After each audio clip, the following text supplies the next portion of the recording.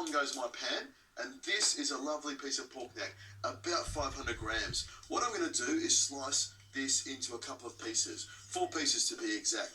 What I want to do when I make my sauce is to build up some flavour, and I often start with a cheaper cut like a pork neck. We'll brown this off nicely, and this will actually flavour the sauce. Into my pot goes a little bit of olive oil, and of course, while I've got this on the board here, I'll put some salt in it, because we always put salt on our meat. Meat loves salt and salt loves meat. I keep saying it over and over again. It is so important to put salt on your meat. That's what brings out the flavour. A little bit of pepper on there as well.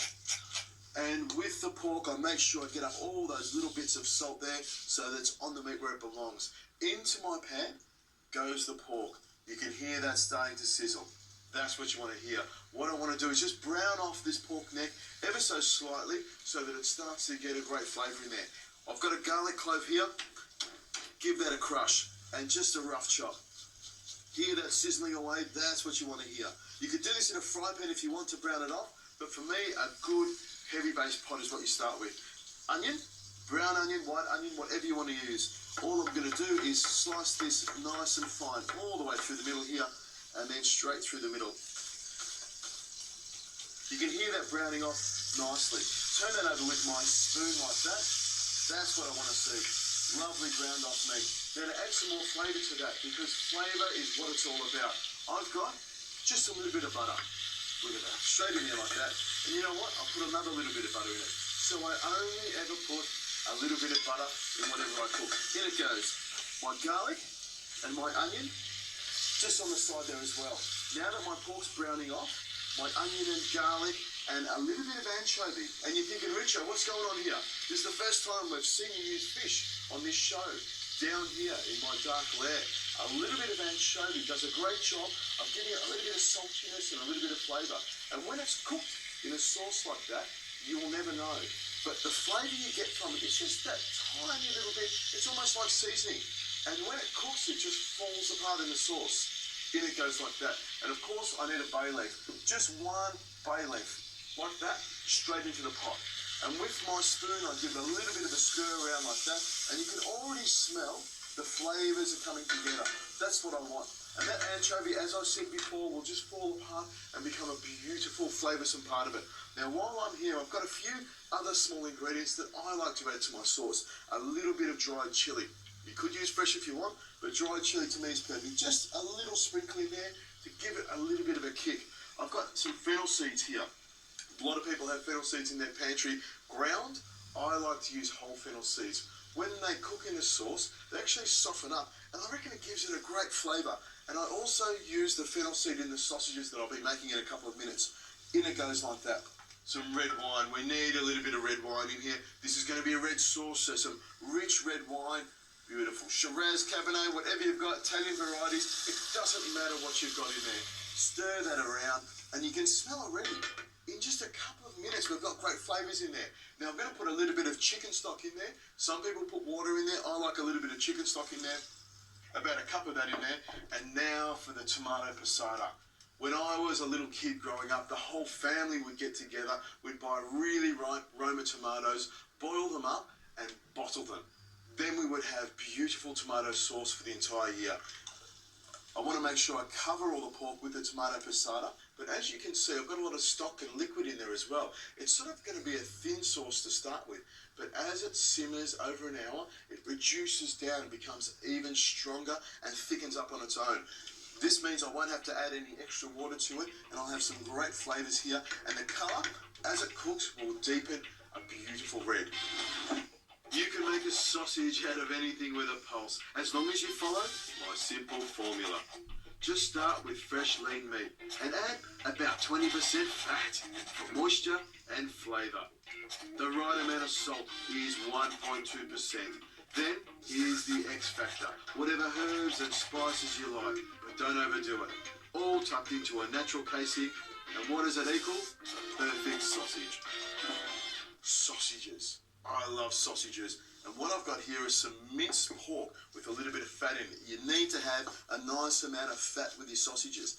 Now you're probably thinking, Richo, I'm going for the remote here. I could never make sausages at home, but I'm going to show you a really easy way to make sausages You don't need any equipment, and that's the thing. You can go down to your butcher shop, get some lovely fresh minced pork or whatever meat you want to use.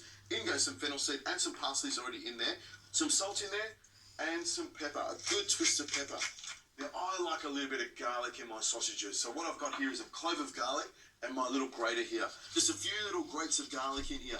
Now, be careful when you are making sausages that you don't put too much raw garlic in there.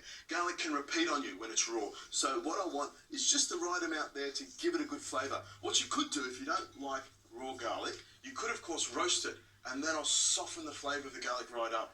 Now, this is the bit. This is how we fill our sausage. Now, what I've got here is what we call caul fat. Let me open this up for you. This is the lining of a pig's intestine.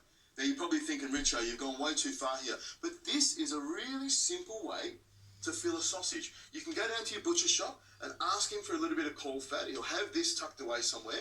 Wash it off for you. And this is basically fat. Thin membrane layer of fat. And all you do is just shake it out like that until you get a nice sort of layer and just overlap it a little bit.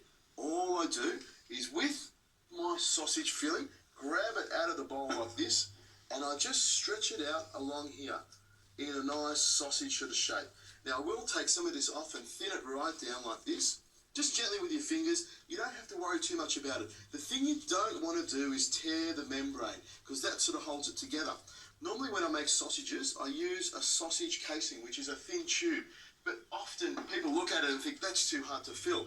Whereas with a caul fat like this, you can get the same effect with something that's as easy as this. You don't need any equipment at all. Well, you need a sharp knife. I cut the end off like this, and all I do is quite simply just roll the caul fat over the top like that.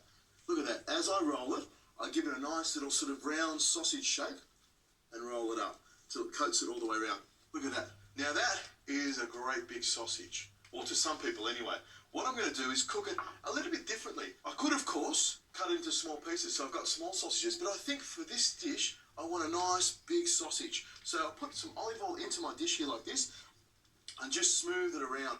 This will help it fry from the inside. Grab my sausage like this, and just spin it around into my dish like this, so that I've got a nice big coil. A little bit more olive oil on top of it, and this will help to fry it. You know with a sausage, when you cook it, you want it nice and golden and crisp on the outside. All I need to do now is pop this in the oven. It'll take about 12 to 15 minutes at about 200 degrees Celsius. My sausage will be cooked. It'll be nice and quick, and you would have to admit this is the quickest way to make a sausage in the entire world.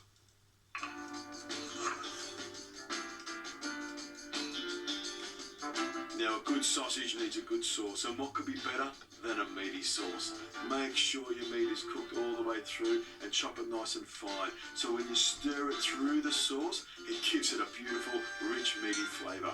Now, polenta is something that people always say is bland. Here's how you flavour it up and make it tasty. Some onion, some garlic chopped nice and fine, and a few herbs if you want. In a pan with some butter. Sweat it off to bring out the flavour. That's the most important thing. And of course, salt and pepper. Of course we need that in it. Then some stock, bring it to the boil, rain in your polenta, and stir it around until it's cooked. This polenta takes about 30 to 40 minutes to cook, and you can tell when it's cooked when it comes away from the sides. You could, of course, use instant polenta, which cooks very, very quickly, but I like the coarseness and the texture of this one. Look how sort of coarse is beautiful. This reminds me of sitting at home with my family eating what we call nonos cake, because my grandfather would make the polenta. Now, to finish this off, I'm going to do something a little bit fancy. I'm going to put some herbs in there, some chives and some chopped parsley, and of course some cheese. I've got some lovely Parmesan cheese here that I'm going to grate straight in here. For me, I like cheesy, herby polenta.